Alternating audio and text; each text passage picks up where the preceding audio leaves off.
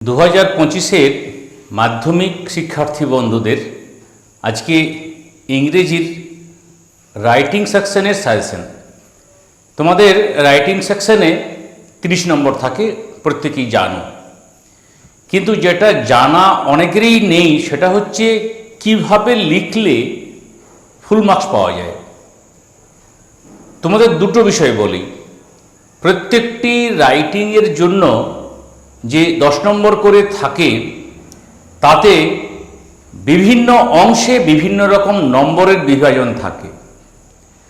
তো সেটা জানার জন্য ডেসক্রিপশনে লিঙ্ক থাকলো যে কোন অংশে কত নম্বর থাকে, অর্থাৎ একটা রাইটিংয়ের কোথায় কিভাবে নম্বর বিভাজিত হয়ে থাকে, মাস্টারমশাইরা কিভাবে নম্বর দেন, এই বিষয়গুলো। দ্বিতীয়ত যে শব্দ নির্ধারণ করা থাকে যে 100টি শব্দে তোমাকে লিখতে হবে, তো চেষ্টা করবে 100 থেকে 120 শব্দের মধ্যে সেটা লেখা, নির্ভুল লেখা, ছোট ছোট বাক্যে লেখা এবং গ্রামাটিক্যাল ভুল না করা বা ব্যাকরণগত যেন ভুল না থাকে।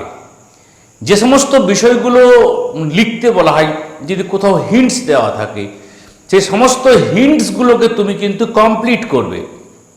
এই নয় তোমার যেটা মুখস্থ আছে, যেটা জানো যে সেই অংশের হয়তো পয়েন্ট দেওয়া নেই, তুমি সেই অংশটাও লিখে ফেললে, অর্থাৎ তোমার মুখস্থতে আছে কিন্তু এখানে পয়েন্টে দেওয়া নেই। তো আগে খেয়াল করবে যে কি কি পয়েন্টের উপর লিখতে বলেছে সেই বিষয়টা। ডেসক্রিপশনে লিঙ্ক থাকলো পূর্ণ মার্কসের একটি খাতা, অর্থাৎ খাতাটা দেখলে বুঝতে পারবে যে নাম্বার কিভাবে ওঠে, কিভাবে লিখতে হয়, এই বিষয়গুলো।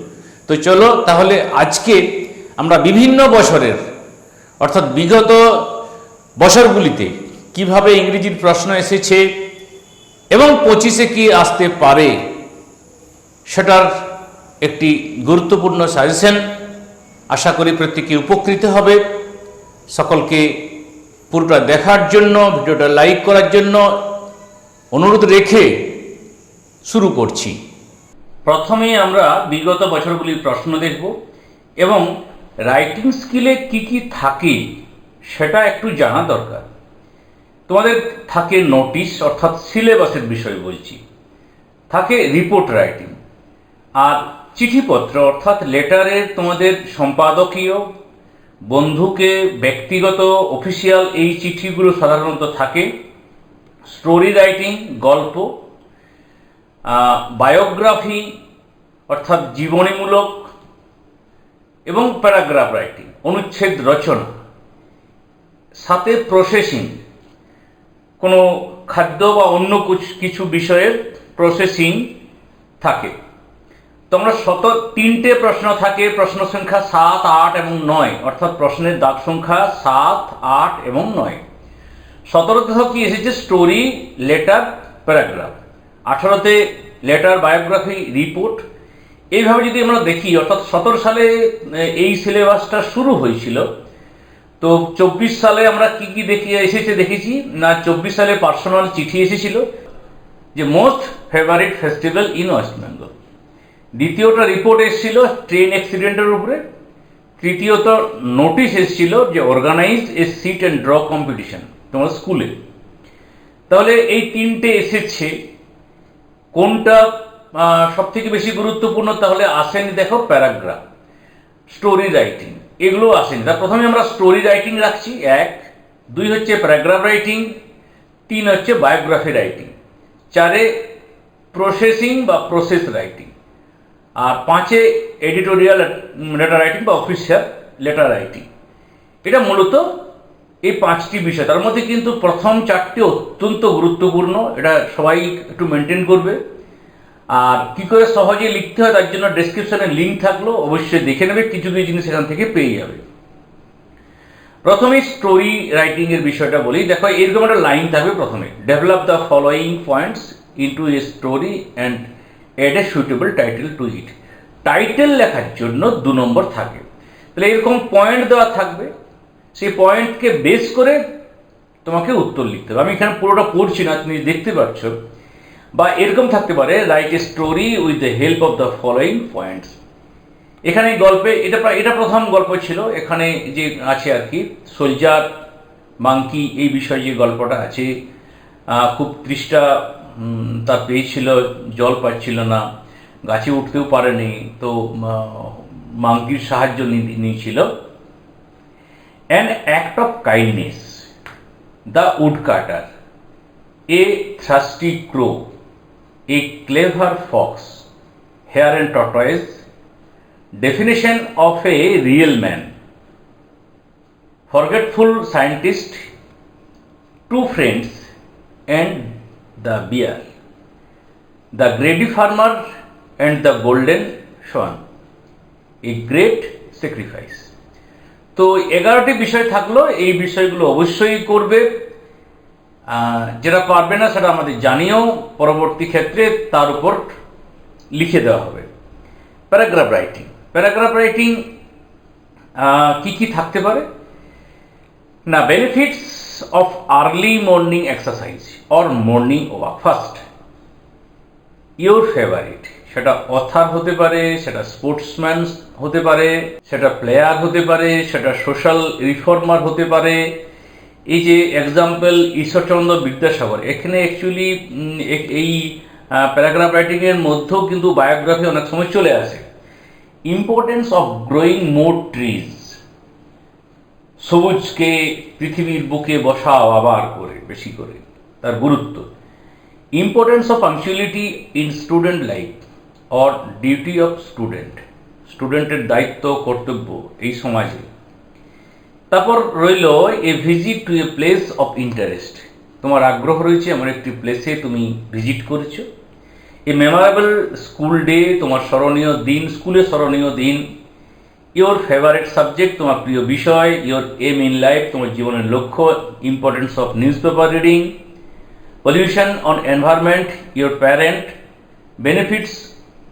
Benefit of reading books, water cycle, visit A book fair. এইগুলো কিন্তু খুব গুরুত্বপূর্ণ। খেয়াল রাখবে প্যারাগ্রাফের মধ্যেও বায়োগ্রাফি থাকে, আমাদের বায়োগ্রাফি আছে 3 নম্বরে। তো এখানে কি কি বায়োগ্রাফি দেখবে, যেহেতু বায়োগ্রাফিতে টু দ্য পয়েন্ট লিখতে হয়, কতগুলো পয়েন্ট দেওয়া থাকে, সেটাকে বেশ করে লিখতে হয়। তো এটা লেখা অনেক সহজ, প্র্যাকটিস করবে। স্বামী বিবেকানন্দ, রবীন্দ্রনাথ ঠাকুর, এপিজে আব্দুল কালাম, মহাত্মা গান্ধী, তারপর মাদার টেরেসা, সন্ধ্যা মুখার্জি, এইসব। এখানে যেটাই আসুক না কেন, ওই লাইনগুলোকে বেস করে দুটো একটা লিখতে পারলে সমস্ত একই গতে লেখা যাবে, কোনো চাপ নেই। এলাম প্রসেসিং বা প্রসেস রাইটিং। কীভাবে প্রশ্নটা থাকে দেখো, লেখা রয়েছে, use the following follow chart and write a paragraph on how to prepare orange juice. তুমি অরেঞ্জ জুস কীভাবে প্রস্তুত করবে, এটা হিন্টস দেওয়া থাকে। এই লাইনটা হিন্টসের অংশ। তুমি অরেঞ্জ মার্কেট থেকে কিনে এলে, স্টোর করলে, তুমি সেটা যেটা পচে যাওয়াটা রিমুভ করলে, ক্লিন করলে, ছাল ছুলে ফেললে, জুসারে সেটাকে জুস করলে, জুসটাকে বের করে নিলে, সুগার এবং প্রিজারভেটিভ যোগ করা হলো, তারপরে বোতলজাত করা হলো, সেটাকে সিল করা হলো। এই যে এটাকে তোমাকে এই তথ্যগুলোকে দিয়ে লিখতে হবে। সেরকম অমলেট, টি, সেটা গ্রিন টি হতে পারে, tomato jelly, health drinks, preparation of ORS, mustard oil, school magazine, salad, bread, mango pickle আর পটাটো চিপস। এরকম থাকবে লেটার টু দ্য HM অর্থাৎ হেডমাস্টার মশাই বা হেডমিস্ট্রেস ফর, এই ধরনের তথ্যগুলো থাকবে। লিভ অফ অ্যাবসেন্স, তোমার তুমি ছুটি নেবে অনুপস্থিত থাকার কারণে, বা আনএবল টু অ্যাটেন্ড ক্লাসেস, তুমি ক্লাস করতে অসমর্থ হচ্ছ। Arrange special classes after test exam, পরীক্ষার পর স্পেশাল ক্লাসেস অ্যারেঞ্জ করা। Construction of bicycle stand, organise an educational trip, science exhibition, blood donation camp, improvement of school library. এই ধরনের তুমি তোমার স্কুলের প্রধানকে চিঠি লিখতে বলতে পারে। অথবা right two a letter to the editor of an English daily পেপারে তোমার যে সেখানে সম্পাদকীয় অংশে চিঠিটা লিখতে বলছে না, কি কি কি বিষয়ের উপর প্রথমত আসে যে irregular clearance of garbage in your locality, তাহলে এটা থাকলো। তারপর রাইজিং প্রাইস অফ পেট্রোল এবং ডিজেল বা প্রাইস হাইক হতে পারে, increasing sound pollution, random cutting of trees, harmful effect of plastic and carry bags, save water save life, এটা তোমার হতে পারে save drive save life, bad effects of smartphone, এই ধরনের। তো আজকে এই পর্যন্ত, সকলকে শুভেচ্ছা জানিয়ে এখানে শেষ করছি।